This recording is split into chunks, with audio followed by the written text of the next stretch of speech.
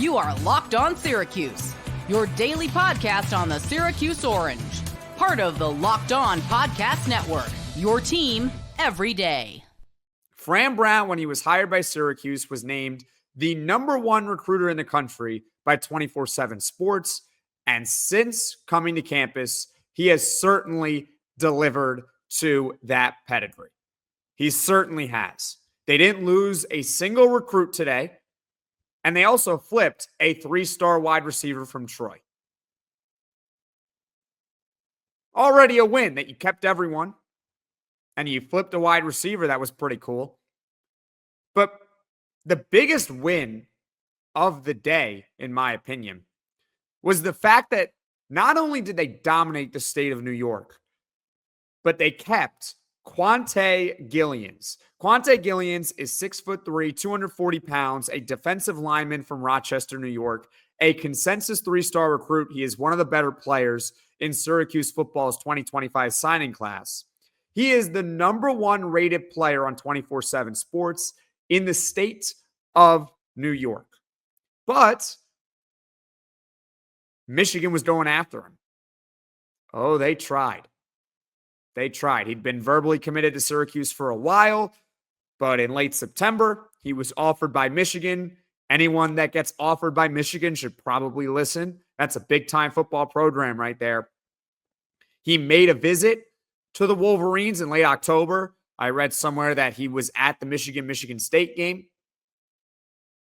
They just beat Ohio State. They got a ton of momentum. They're a good school, the Michigan Wolverines. They won a national title just last year. They're the defending national champions. Now, they're not going to have an opportunity to actually defend their title in the playoff, but they are the defending national champions. They're probably one of the more desirable teams to go to in college football if you're a high school recruit. But credit to Syracuse. They kept him. No flip for Quante Gillians. He's signed today with the Orange, the #1 player in the state of New York.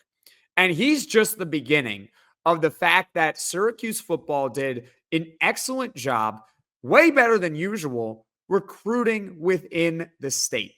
It's really important as a school, no matter what school you are, to do well within your region. You got to get kids who are close by to you.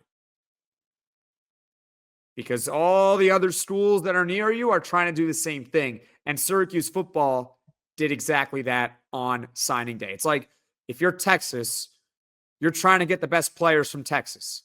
You're competing with Texas A&M. Florida. The state of Florida is a recruiting hotbed, and you got 3 big-time schools there, Florida, Florida State, Miami. They all recruit the same guys basically in the state of Florida. Ohio State. You get the idea.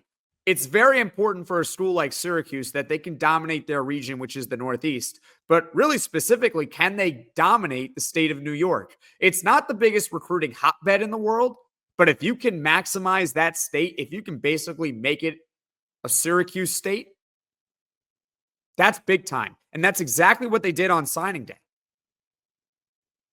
They landed 6 of the top 10 players in the state of New York, according to 24/7 Sports. That's big time. That's huge. They absolutely maximized that state, which is obviously the state that Syracuse is in. For some comparison, even last year under Fran Brown, now, to be fair, some of the class was done by Dino Babers. Actually, the big moves came from Fran Brown for the most part. But regardless, in 2024, they got 2 top 10 players in the state of New York.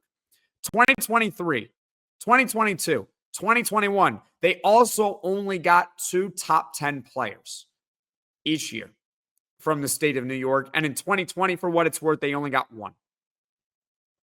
So they dominated it for the first time in a while. And think about the schools that are in the state of New York or within that region of New York that you have to compete with if you're Syracuse. This is why it's so important that they got 6 of the top 10 players. Rutgers is the big one. When Rutgers wants a player, not to say that I necessarily fear them necessarily in the recruiting trail, but that's a competitor of Syracuse. You got to compete with them. in the state of New York, and they definitely did so in this recruiting cycle. Penn State, when they want a player, you got to compete with them in the Northeast regions, also in New York. Michigan, they were trying to flip Quante Gillians. But Syracuse football lands 6 of the top 10 players in the state of New York. They did an excellent job, in my opinion. And it starts with the fact that they dominated New York. There were 17 players on 24/7 Sports from that state that were rated 3 stars or better, and Syracuse football landed 9 of them. That's more than half. Again, said it a little bit earlier, but New York is not necessarily the greatest state for football talent, but at the same time, you're maximizing that area. The better word for it really is you're monopolizing it. The best recruits from that state, from that region, are going to play for you. And also, for what it's worth, if and when there is a big-time prospect from the state of New York, I'm talking like a 4 or 5 star, maybe a top 100 player in the country, if you're Syracuse football and you're very familiar with recruiting in New York and getting a ton of players from there and showing that you can have success with them, then if and when there's a big-time recruit, you're going to have as good of a chance as anyone to get them.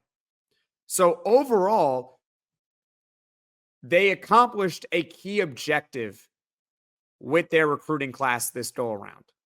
They basically monopolized the state of New York by getting 6 of the top 10 players from the state and getting 9 of the 17 that were rated 3 star or better on 24/7 Sports.